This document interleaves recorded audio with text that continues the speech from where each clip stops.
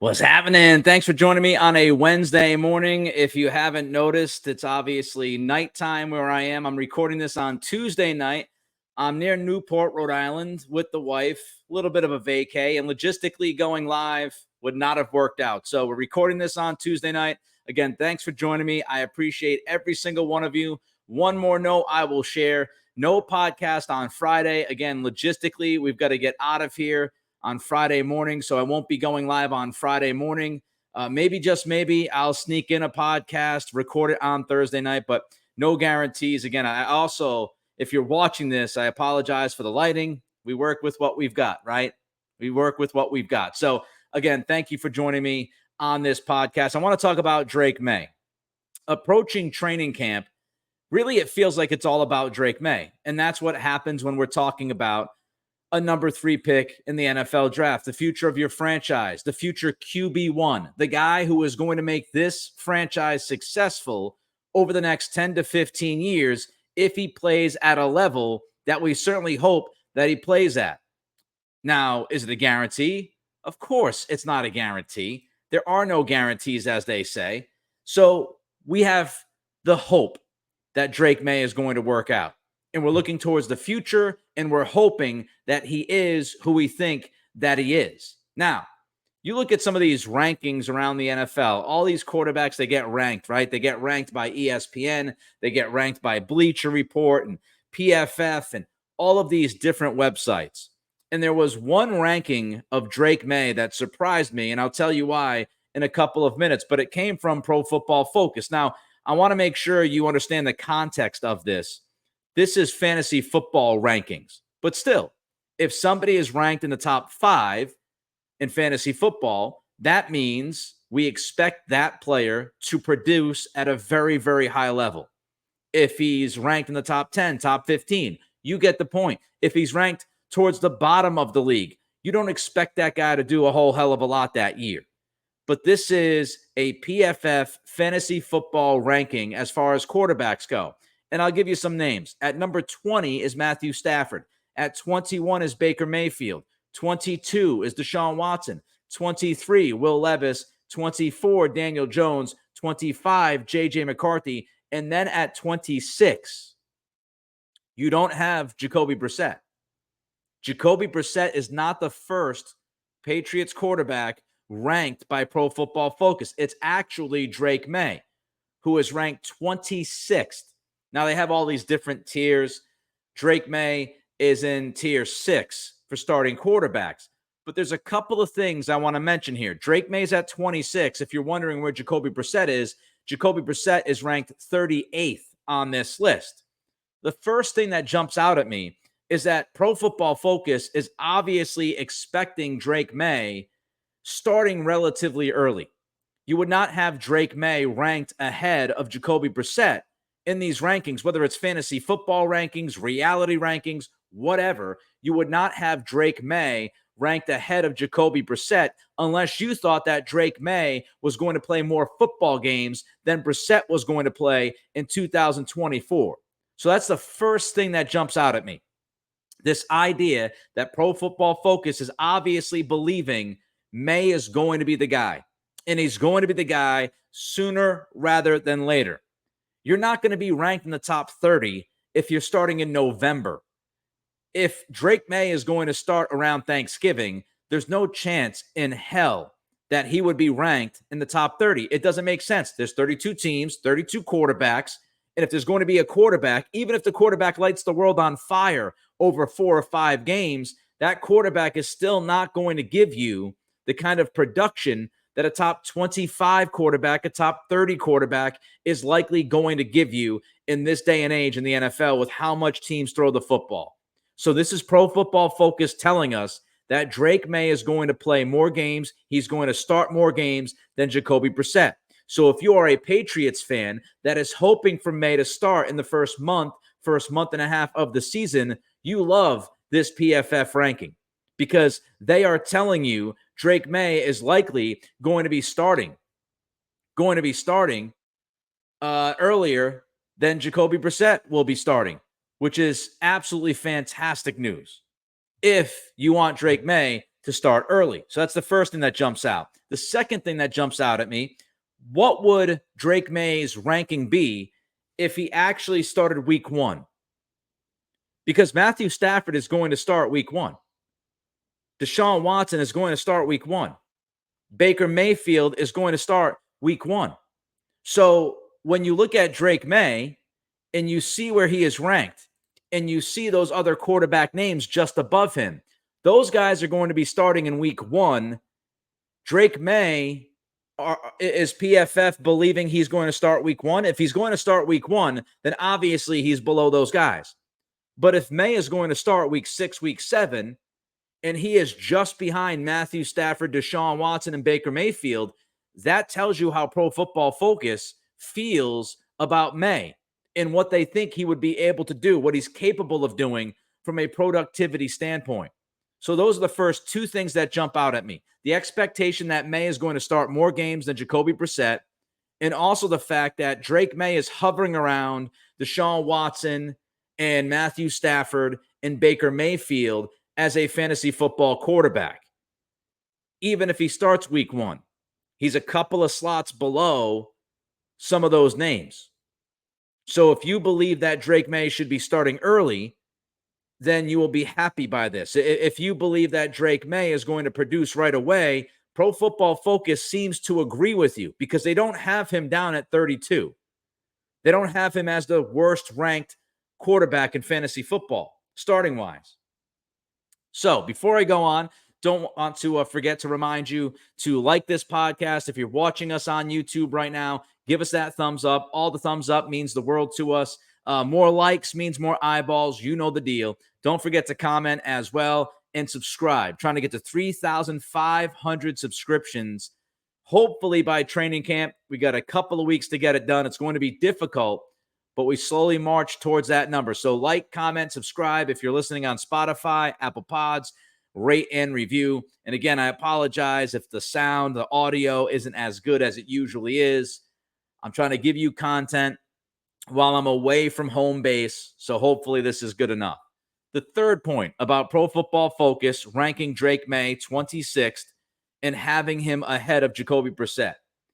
How much better would Drake Maye's ranking be if he actually had a wide receiver core that a lot of people would be talking about, right? What if he had a better wide receiving core? What if he had a true, honest-to-God number 1 wide receiver? Do you know where Pro Football Focus has the wide receiver core of the Patriots ranked in the NFL this upcoming year? They have the Patriots wide receiver room at number 32. So Pro Football Focus thinks the Patriots have the worst wide receiver room in the NFL, but yet they still have Drake Maye at 26. It's interesting to me. Maye's rookie season, we don't know when he's going to start. He has the worst wide receiver room in the league, according to Pro Football Focus, but yet he's right around Deshaun Watson, Baker Mayfield. He's 5 or 6 slots underneath Matthew Stafford. I think this tells us how Pro Football Focus feels about Drake Maye as a quarterback, as an individual. Even though he has the worst wide receiver core in the league, according to them, they still have him 6 or 7 spots above the very bottom of starting quarterbacks. They still have him above Jacoby Brissett. One last thing about this. I wonder, will the offensive line cause hesitation from Gerard Mayo and company if the players know that Maye's the guy? Pro Football Focus has him ranked 26th. They have him ranked ahead of Jacoby Brissett. But the Patriots, I still feel, want to start Brissett. They want Jacoby to be the starting quarterback, at least at the beginning of this season. They want to slowly bring Drake Maye along. And they don't want to put him out there if they feel like it's just a little bit too early. I think they believe that would be a risk. And I get it. But what happens if Drake Maye has a good training camp? What happens if he has a couple of really good joint practices in August? What happens if he plays well in the preseason and he is, to the players, the best option at that position? The players feel like Maye is the best quarterback in camp. they feel like he's the best quarterback on the team. Will Gerard Mayo pull the trigger on May and start him earlier than the team might want to start him as far as their plan goes? Or will he hesitate? And how does the offensive line play along with this? Will the offensive line cause Mayo and the Patriots to pump the brakes on putting May out there, even though they might feel Drake May is the most talented quarterback and the better quarterback on the team? Will they hesitate? Will they be cautious? If Chuks Okorafor is not doing the job at left tackle and you got a problem there, does it cause Mayo to be a little bit more cautious with May? Or does he trust May and believe that May will get out of trouble and create things with his legs off platform and the individual talent will shine no matter what? You all know how I feel. And if you don't, I've said this before. When should Drake May start? Drake May should start when he's ready to start. If that's week 1, then it's week 1. However, the one caveat that I have continued to bring up and I will continue to bring up is that if we have an offensive line, when we're watching this football team in training camp, when we're watching them joint practices in the preseason, if this offensive line looks like a 5-alarm fire, you cannot start May. You have to wait until the offensive line is not a complete useless operation. So if I were Mayo and the offensive line was that 5-alarm fire, I'm not throwing my future out there right away. I'm going to be a little bit more patient, maybe a lot more patient, dependent on the play of the big guys up front. But if this offensive line is not an abomination, if you have one weak spot, one weak link, but you can help that weak link out with the other 4 guys, then you play Drake May when he's ready. And if it's week 1, it's week 1. So that's something we always have to keep our eye on. We have to keep our eye on this offensive line and whether or not it is horrific and as bad as it was for the first month and a half of the 2023 season. Because if it's that bad, I am not putting May out there behind that kind of offensive line. I got to make sure those guys are right before I pull the trigger. All right, I'm going to get to the Jacoby Brissett part of this in just a minute. I remind you again, like, comment, subscribe, rate, and review. If you like the content, do those things. If you love the content, especially do those things. But how about the Brissett part of this? Interesting to me. Here are some quarterbacks that are ahead of Jacoby Brissett in these Pro Football Focus fantasy football rankings. Geno Smith, Bryce Young, Bo Nix, Derek Carr, Gardner Minshew, Justin Fields, Sam Darnold, Michael Penix Jr., Aiden O'Connell, and Drew Lock. Those quarterbacks are ranked above Brissett. And I understand, just like if you expect Drake May to start earlier in the season, then his ranking might be higher than you think. If he's going to play more games than Brissett's going to play, then it stands to reason that he is ahead of Brissett, at least a few spots. So I understand that if you look at it that way, you've got to look at Jacoby Brissett. And if Brissett's only going to play, 6 or 7 games, if he's going to play a handful of games, then that is going to hurt where he is ranked. So I understand. He's hurt by the expectation, likely, of not playing a full year. But there are still names on that list that I shake my head. Russell Wilson might not play the entire season. He might not start. We don't know what's going to happen with Russell. Pittsburgh wants him to start. Will he be capable of starting? We're not sure. How about Justin Fields? Is Justin Fields going to play a single game? Both Russell Wilson and Justin Fields are ranked ahead of Jacoby Brissett, but they're on the same team. How does that work? Is it because Russell Wilson plays the same amount of games as Jacoby Brissett and will produce more than Brissett? But then Justin Fields will take over, and Justin Fields will also outproduce Jacoby Brissett? So they'll both outproduce Brissett? Is that what PFF is saying? How about Michael Penix? Penix might not play. The Falcons just paid Kirk Cousins tens of millions of guaranteed dollars. Michael Penix might not take a snap in the regular season, but he's ranked ahead of Jacoby Brissett. So it just can't be about playing time and expected starts, right? That doesn't make any sense. Sam Darnold. We don't know if Sam Darnold's going to play. They've got Bo Nix and Sam Darnold ranked ahead of Brissett. So it's not just these guys are going to play more than Jacoby, so they're ranked ahead of Jacoby. And you know, I think there are some just circumstances that Brissett has dealt with that have been overlooked. And I'm not talking about the ranking correlating with those crazy circumstances, but I am talking about respecting Brissett.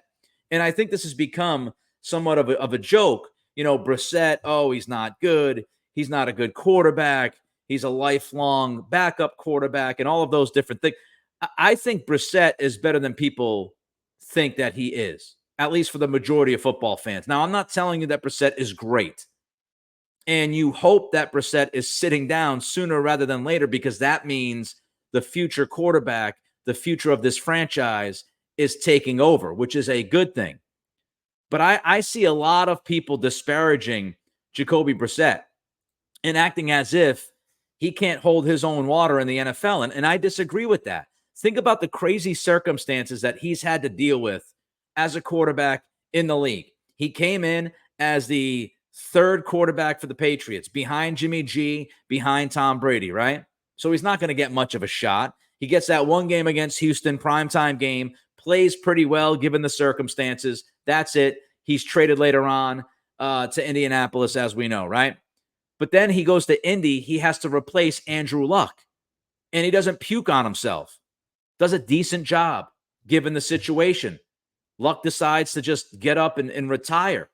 And the team is handed to Brissett, and he has to deal with that. And he did a commendable job. How about then going to Cleveland? You have the Deshaun Watson mess, all of that ugliness. Brissett's in the middle of that, a huge distraction, knowing that Watson is coming back, knowing that Watson is going to be the starting quarterback for that football team. But yet, Jacoby Brissett, he played pretty damn well when Deshaun Watson was on the sidelines. And now Brissett, he takes over for the Patriots, knowing that Drake May is eventually, inevitably going to be the guy. So I think when you look at the circumstances and you see how decent or well, dependent on which situation we talk about, how well Brissett has played, given those kinds of circumstances, it says an awful lot about him. Because I don't know how many quarterbacks would be able to get through that kind of adversity when you have the reputation of Brissett, the fact that he's not a first-round pick, he's not a top-notch guy, he's not a top 15 quarterback in the league, but he's able to fight through that adversity and play pretty good football, given what's going on. I think that says a lot about him. I also think people are overlooking Jacoby Brissett's 2022 and what he did with the Browns.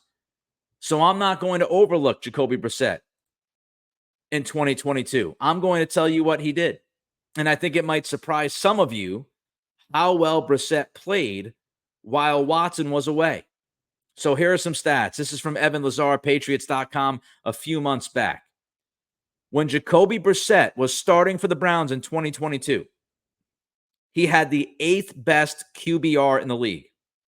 He was top 10 in QBR with a 62.0. When you look at EPA per dropback, Brissett was 10th in the NFL when he started in 2022, when Deshaun Watson was watching him.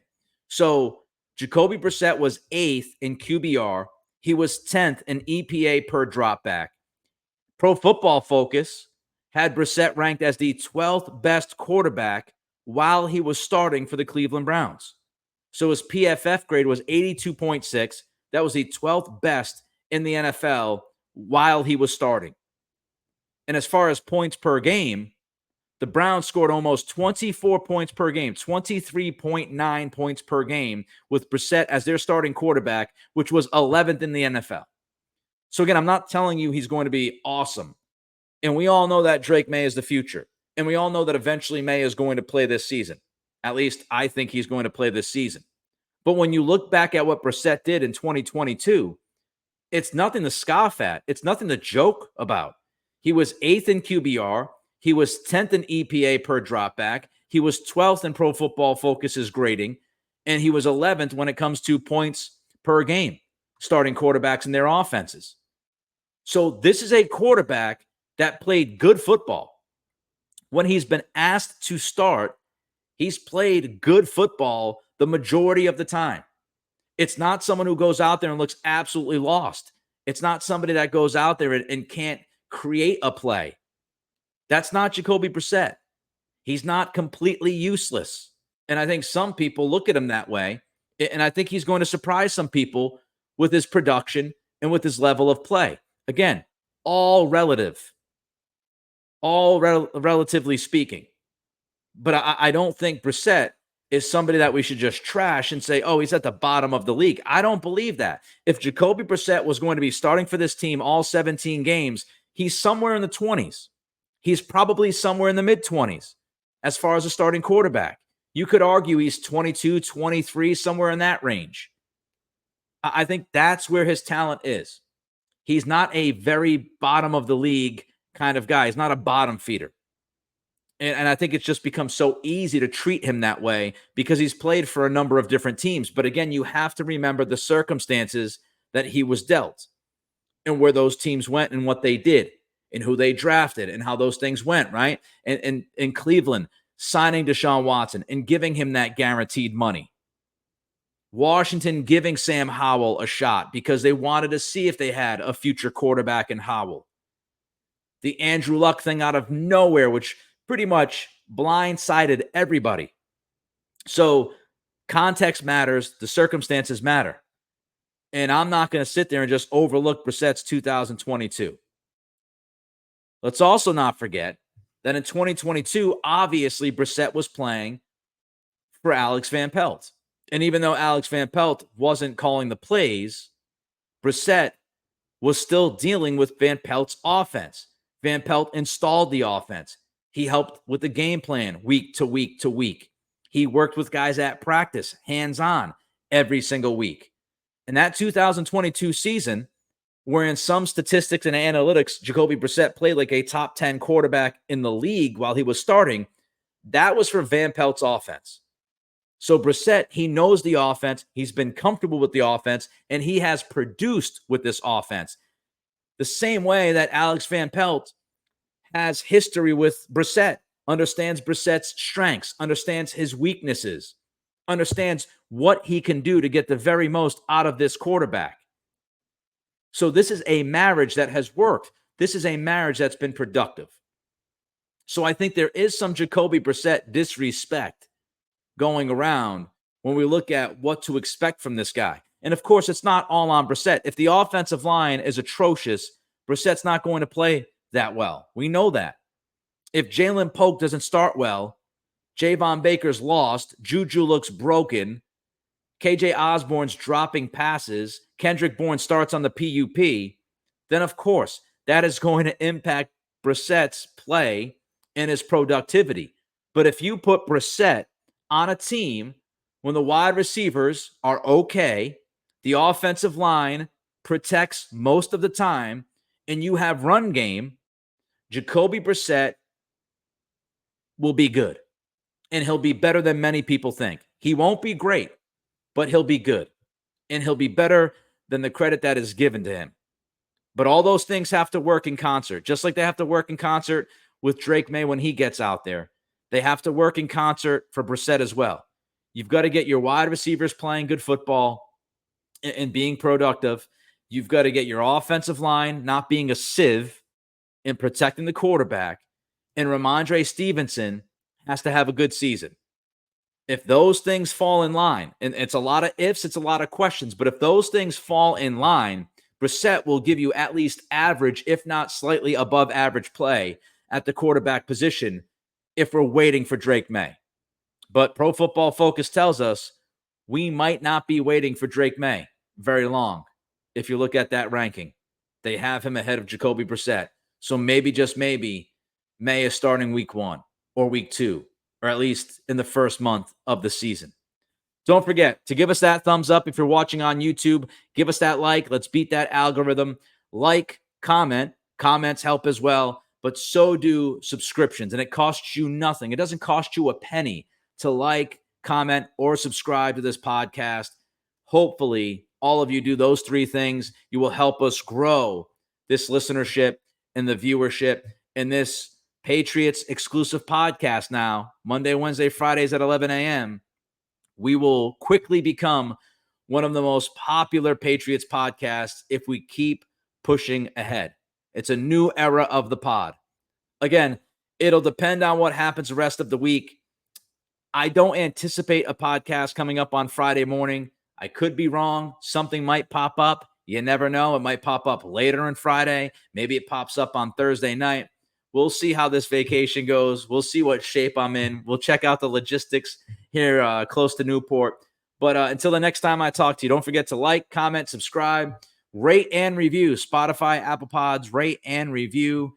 Until the next time, this has been the Nick Cattle Show. I appreciate every single one of you.